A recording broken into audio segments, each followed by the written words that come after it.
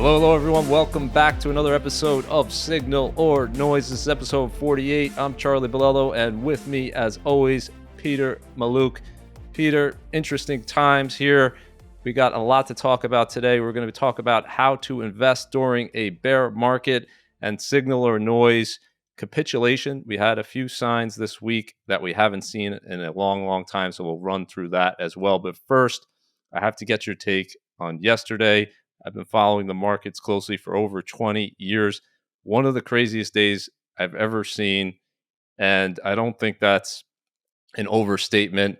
We had an unbelievable move higher in the markets after the tariff announcement, saying that they're going to drop it to 10% for all countries except for China, do a 90-day pause on the higher planned rates, and China is going to be increased to 125%.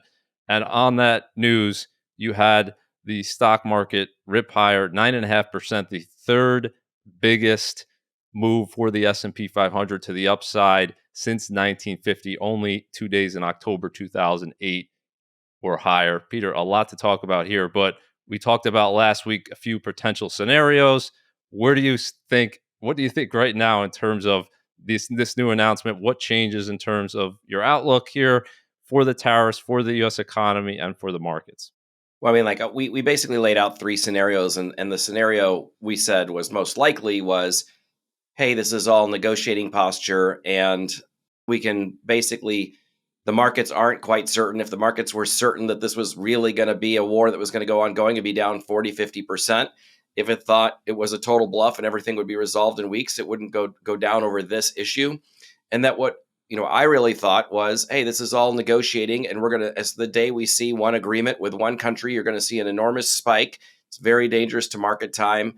And if you're buying, you should continue to buy. If you've got a 401k, you should keep buying. If you got cash on the sidelines, you should be buying.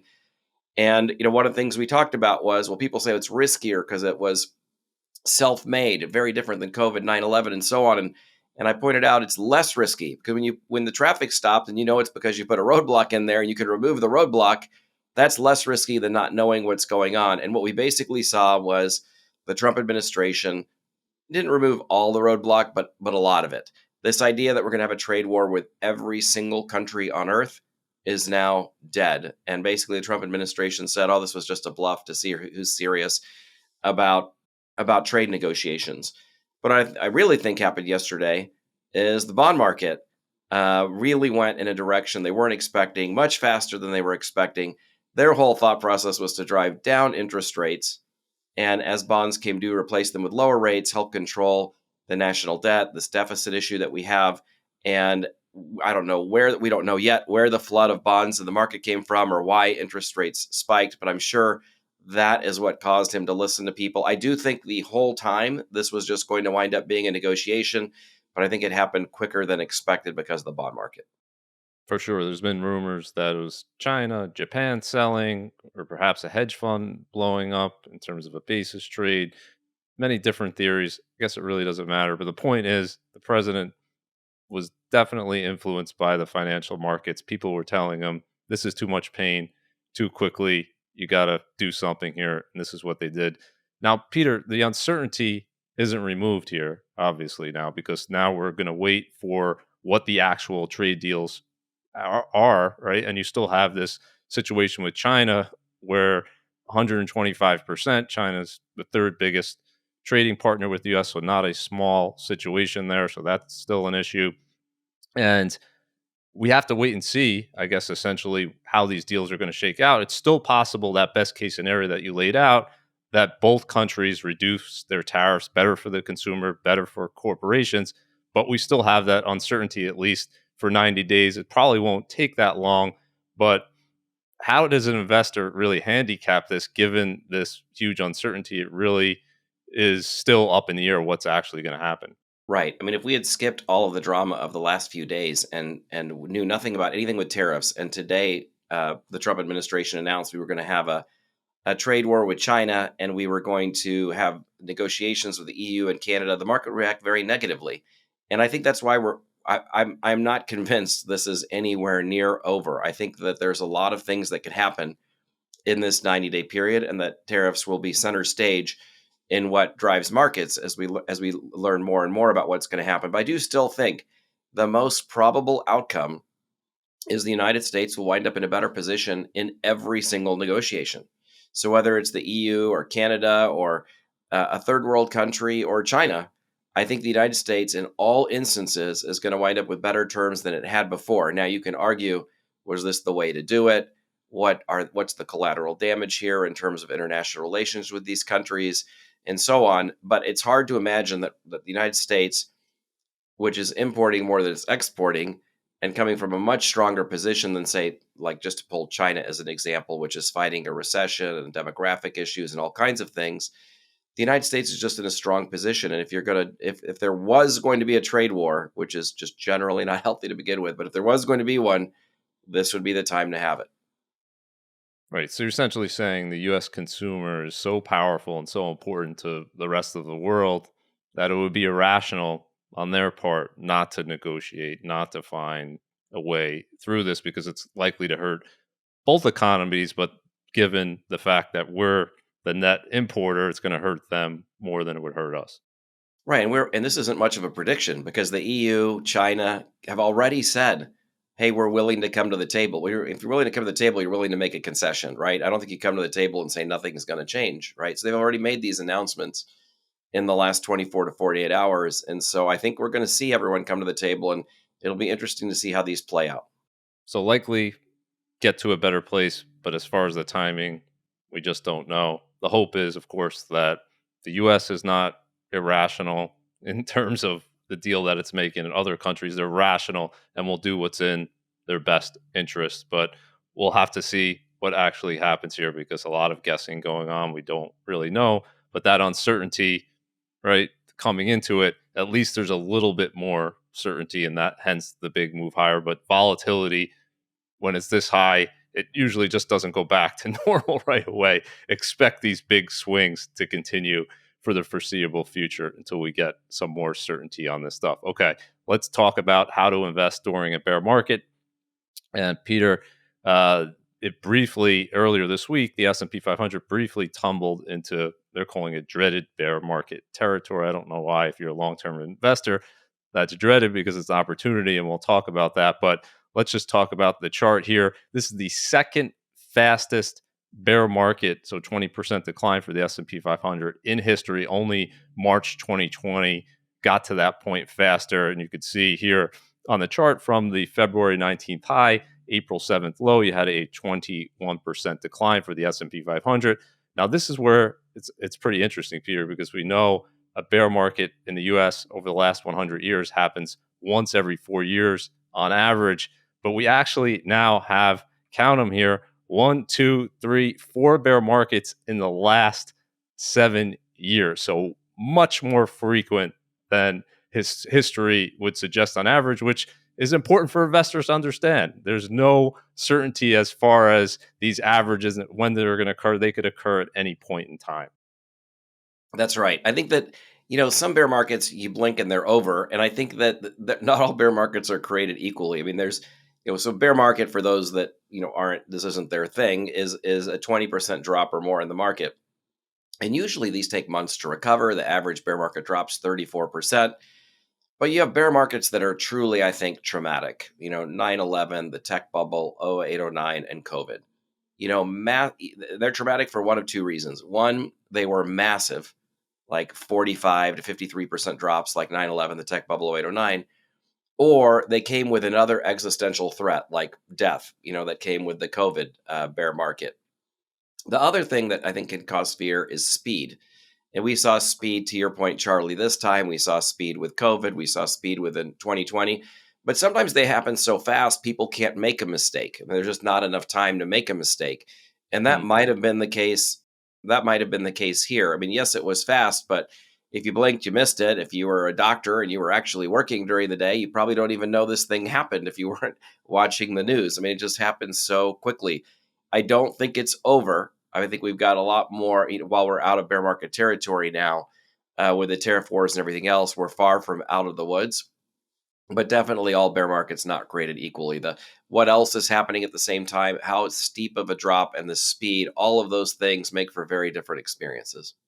Yeah, and you could see that in this table here. There's a huge variability from COVID 1 month to the Great Depression 33 months. Huge variability in between bear markets. And when there's a recession associated with it, it tends to be deeper in terms of its magnitude. It tends to be longer, but not always. So there's always exceptions. 1990, there was a recession and the bear market was only 20%. So there's really no way to know in advance. And these are the two questions investors keep asking, right? Is every bear market, they ask the same two questions: how long is it going to last, and how deep is it going to be before a bottom is reached? But we can see the averages are just averages, 14 months, 35%. But there's no way to know today if this is the low. If it's certainly possible, we've seen that before, where it's just around 20%, or it could continue, it could deepen. There's no way to know in advance. So what should you be thinking about? I put together a list here of things. Number one, Peter, know your time horizon. This is something you talk about all the time. I'm showing you here the recovery times for the S&P 500 since 1950 of different bear markets.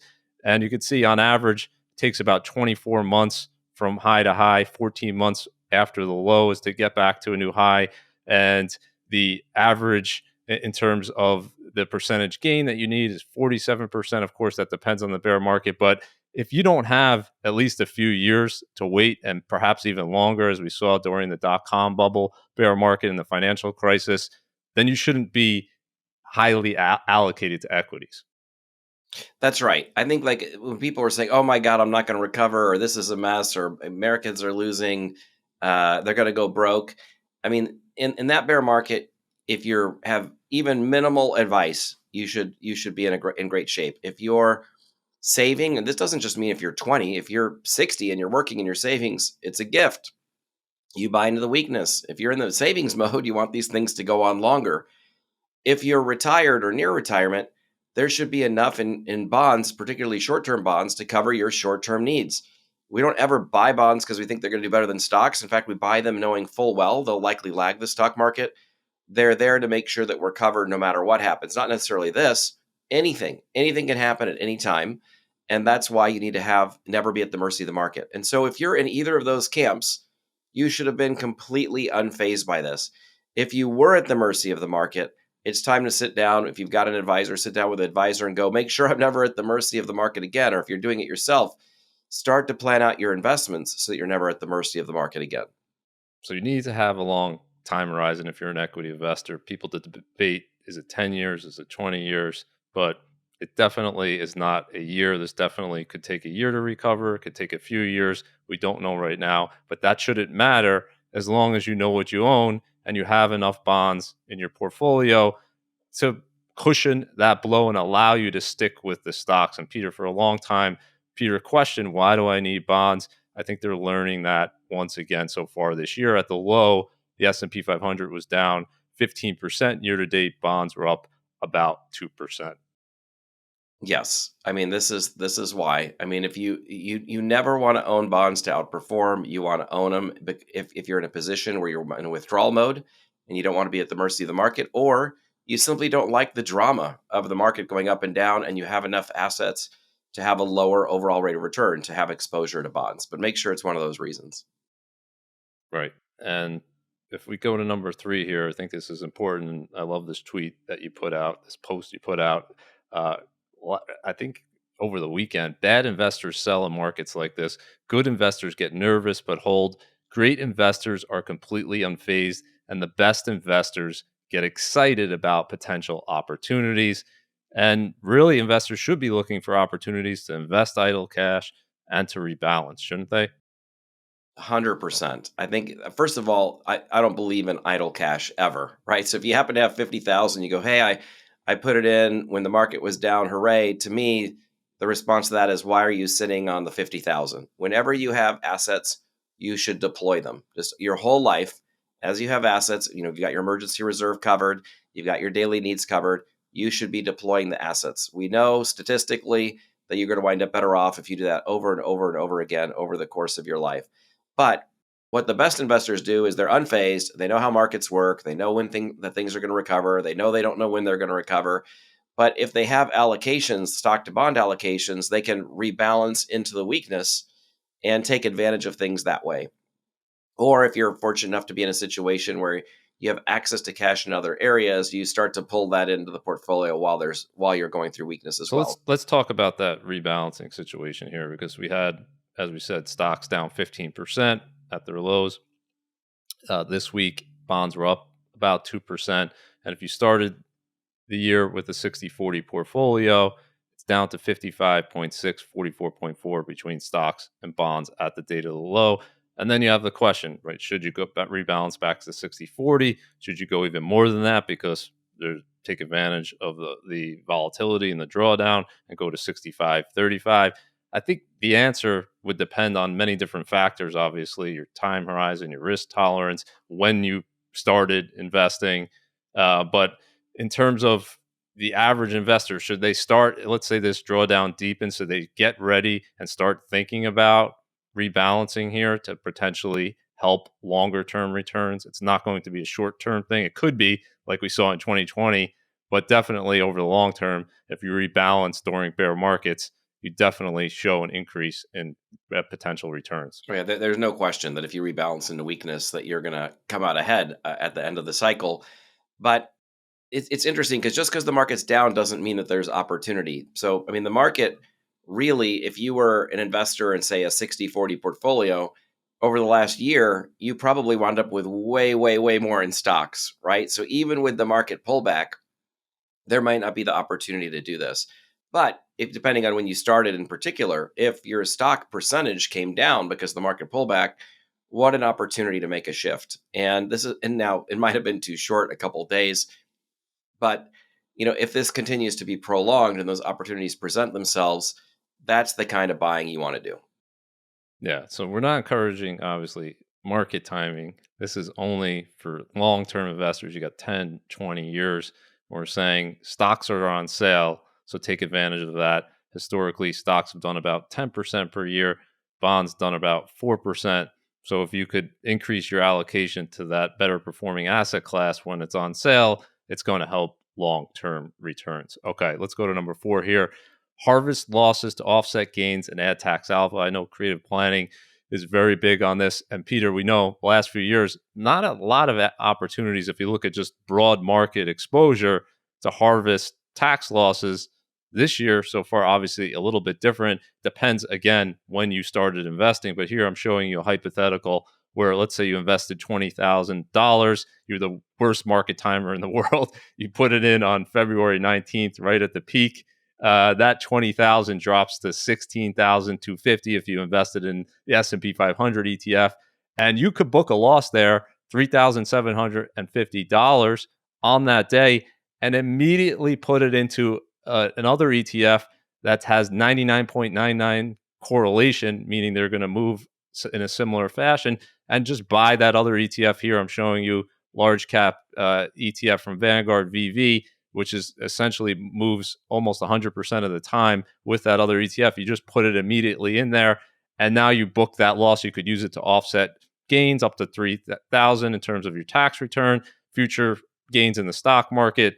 Is this something, obviously, that a lot of investors are thinking about, and of course, creative planning is actively doing today?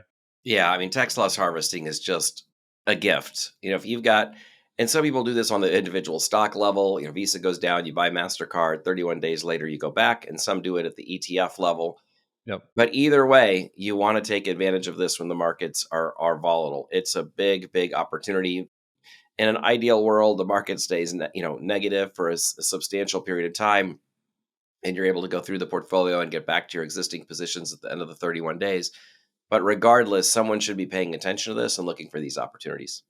Yeah, and I always got the question then, well, okay, you did this loss, and you put it into this other vehicle. Let's say now it goes down even more. You could do it again. There's probably 10 different large cap ETFs that have almost the same returns historically. So you could do it over and over again until we get to that low, which of course no one knows where that's going to be. Okay, let's talk about number 5 here, because Peter, this is probably the biggest mistake an investor could make during volatile times, is thinking, well, markets swinging, going down 5%, going up 5% on any given day, just huge volatility. Why not get out of the market today, wait till it goes down, get back in, at a lower price. Wouldn't that be helpful?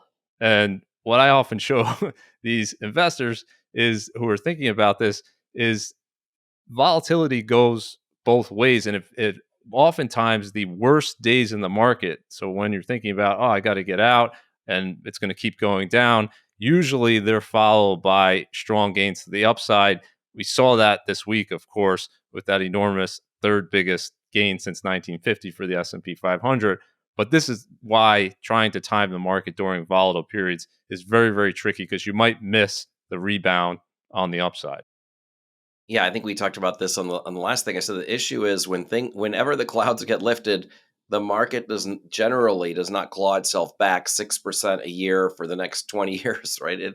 It will tend to recover very, very quickly. And so market timing, you're far more likely to get punished in the middle of a bear market than any other time.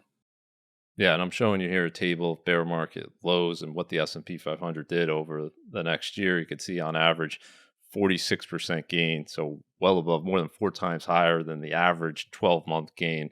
And we don't know when that low is going to be, but when it happens, it's not going to be orderly, as we saw this week. When once the bad news is removed and investors start looking ahead, very quickly the market could reset. And if you miss the timing on that, it could be very hard to get back in. I'm just showing you here an example. If you sold out in March 2020, which was the biggest outflows in history for the stock market.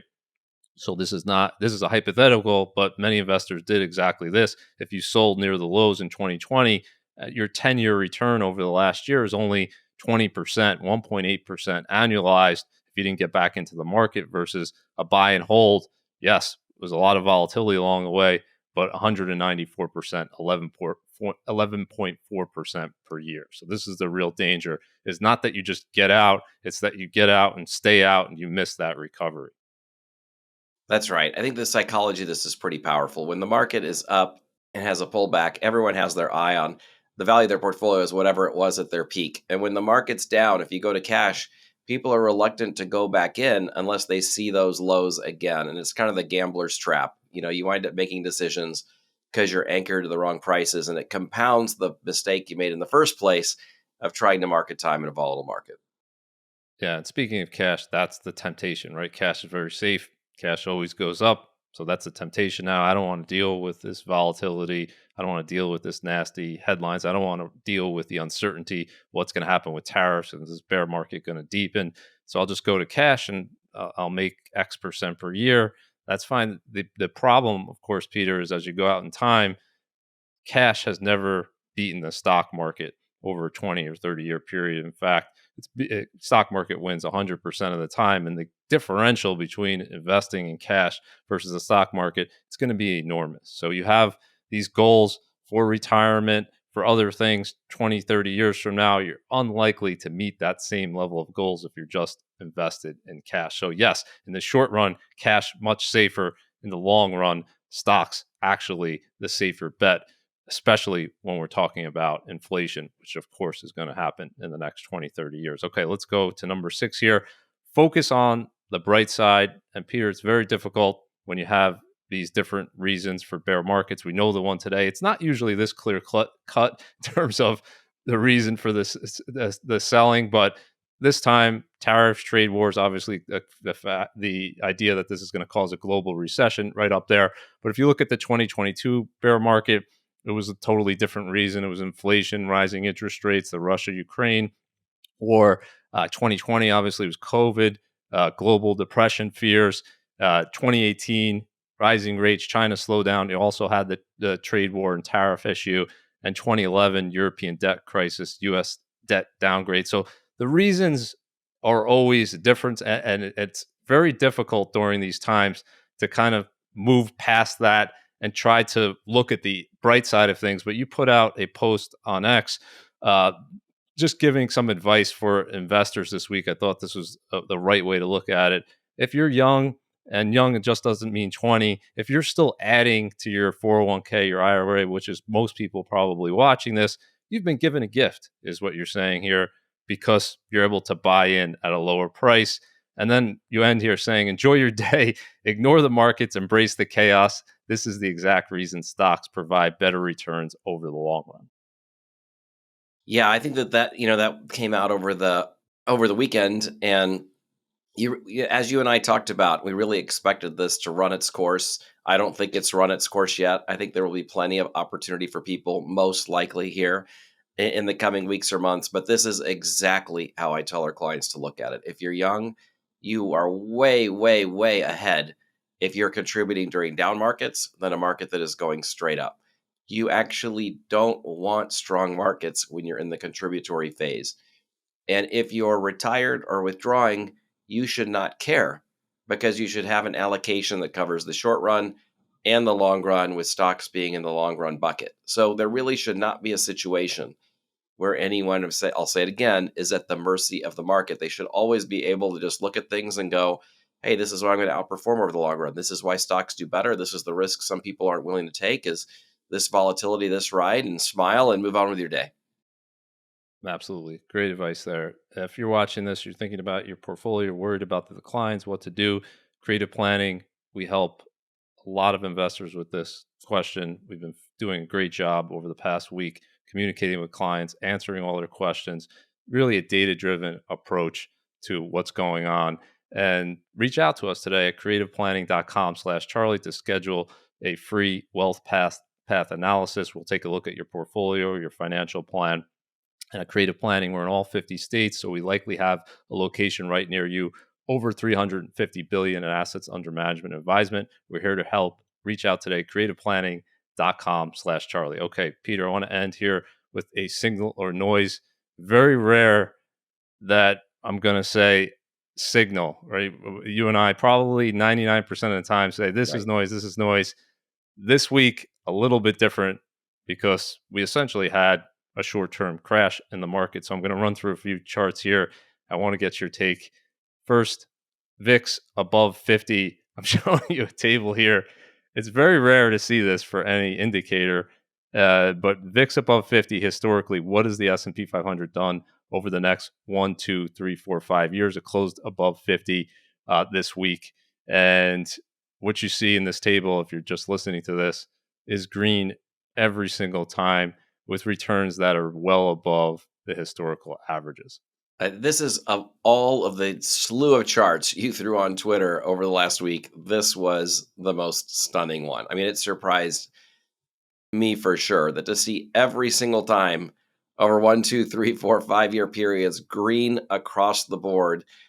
It's hard to say it's noise, right? So I'm with you. This one's a signal. Yeah, and what most people responded to this said was, "What happened the next day?" Right. Or "What Right. happened the next week?" And yes, the answer would be sometimes the market went down, Yeah. sometimes it went up. This is not a 100% short-term indicator. It's just really telling you, Peter, that these are the worst historical crises where people thought it was going to be the end of the world, that things weren't going to get better, and a year later, things were better. And so usually that's a better bet to make. And forget about the 1 year or the 5 year, I think is just almost stunning, where nearly all of these almost double, only a few exceptions, and they're up 80, 90%. That's what you should really be focusing on if you're an investor. Thinking 5 years from now, are we going to be talking about today's crisis? I hope not. I doubt it. I really wouldn't be betting on that as an investor. And if we look at where does this put you in terms of VIX levels, how rare is this? Well, this is in the highest 1% of VIX levels historically. And you can see over the next 1, 2, 3, 4, 5 years how much of outperformance you get. It's like triple the average return over the next year when you're talking about this high level of fear and volatility in the markets. And let's talk about this decline here, second table, which is essentially just showing a short-term crash in the market, Peter. 12% we saw over just 4 trading days. We had only 1987, 2008, and March 2020 were worse than this period. And you have 1998 in there as well with the LTCM crisis. But once again, here, pretty remarkable. 1, 3, 5 year later, all higher. Yeah. It's the same. Fear equals better expected rate of returns. That's the simple way to translate these graphs. The more short term fear, the better the long term expected returns. What do you respond? Because I never respond to comments, but the number one comment is, yeah, but none of these times had, a global trade war. None of these times had the tariff situation. that we're in today? I do respond to a lot of things. Not everything, obviously. It's impossible. But and I don't know that I've ever responded to that question, but the answer is the story is always different, right? I mean, you can say, well, during COVID, you can say, well, yeah, this your chart says this, but how many times has there been COVID? And after 9/11, you can say, yeah, your chart says this, but how many times has been 9/11? Yeah. That's the point of the chart, is the story is always different. And when you look at the data that gets created by the story, what do we see later? And that to me makes it more reliable that under all these different scenarios, we get this same outcome. So it's the opposite, I think, of how most people interpret it. Right. Okay. One more here. Stocks above the 50-day moving average, and this is just looking within the S&P 500. How many stocks close above the 50-day? And really, this is just an illustration, Peter, that it's just wholesale selling. So just sell everything in my portfolio. I don't care what it does. We see this during big market declines time and time again. So only 6% of stocks were above the 50-day moving average. That was in the bottom 2% of all readings going back to 2001 when data for this started. And you can see here, historically, what has happened, better returns. And here I'm showing you short term because I got too many people asking that question. Even in the short term, better returns, 1 month, 3 months, 6 months, 9 months, where you look out 1 year, 2 year, again, better than average return. So when they're selling Procter and Gamble, McDonald's, Nvidia, Google, Amazon, when they're selling them all at one time, Peter, it tends to actually be a signal for the market going forward saying investors have capitulated. Do you think this is perhaps maybe a signal as well? I do. I think that this is one of the rare times we have a lot of charts that are signals. Awesome. Okay. Peter, look forward to the next Signal or Noise. Thank you, everyone, for joining us. If you're watching this on YouTube, hit that subscribe button for more content just like it. And we'll see you next time on Signal or Noise.